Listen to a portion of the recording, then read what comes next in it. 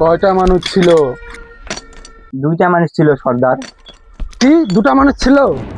হ্যাঁ সর্দার, দুটা মানুষ ছিল, কিন্তু এই কুড়াগুলা শালা গাড্ডা আমার মারা থুয়া দিল। এদেরকে আমি বললাম বারবার করে যে চল ধরি, কিন্তু ধরতে পারলো না। বোকা চোদাগুলো, তোদেরকে আমি কি নিয়ে দেখতে পাঠাইছিলাম ওখানে? এই বোকা চোদাগুলো, আমাকে ধরতে আসবি না তোরা, চল।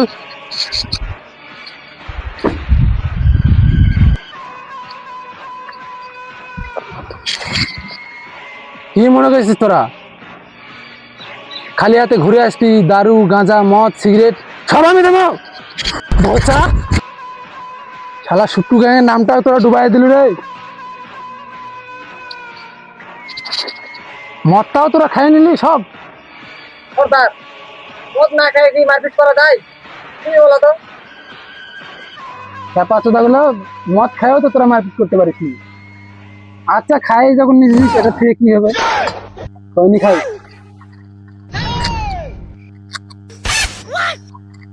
সর্দার, আমার জন্য অল্প নিস। দেখিস? আরে ও সাম্বার, দেখছো কত টাকা ইনাম দিচ্ছে সরকার আমাদের উপরে?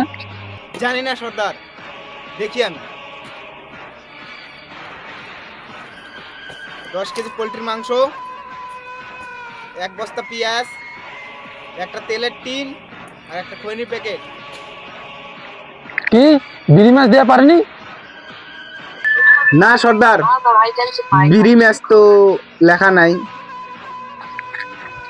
আরে ধর।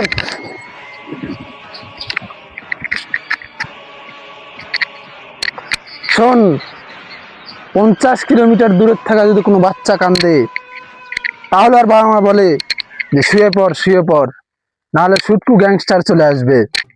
আর তোরা একটা মাত্র কাজ করতে পারলি না, এই সুটকু গ্যাংস্টার নামটাই তোরা ডুবাই দিলি। শোন, এর শাস্তি তো তোদেরকে পেতেই হবে। তোদেরকে মাত্র একটা কাজ করতে পাঠিয়েছিলাম, তোরা সেটাও করতে পারলি না, শাস্তি হবে মৃত্যু।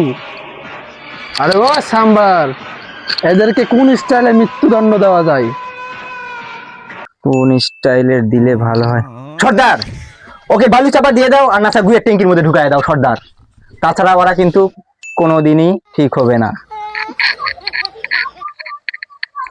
না সর্দার, এইরকম কাজ করো না, আমাদেরকে বালি চাপা দিও না। ছোট থেকে তোমার বাড়ির থেকে আমি ডিম ভাজা খায় মানুষ হলাম, তুমি এরকম কাজ করো না সর্দার। আমাদের বালি চাপা দিও না, না হলে তোমাকে উপরওয়ালাও তোমাকে ক্ষমা করবে না সর্দার। ঠিক আছে, এবারকে মনে মাফ করে দিলাম, আর এরপরে যেন কোনোদিনও ভুল না হয় এই কাজে। ঠিক আছে না? তাহলে সবাই মিলে আমরা একটা শপথ নিব।